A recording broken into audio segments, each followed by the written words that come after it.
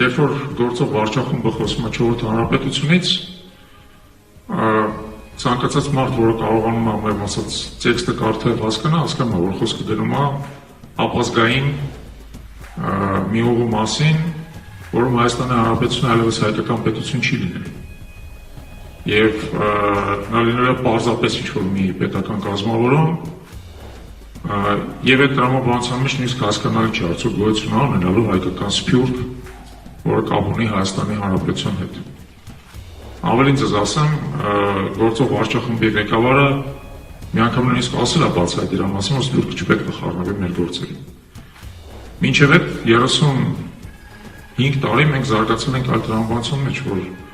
Հայաստանի 3-րդ հանրապետությունը դա հայկական ազգային պետություն է,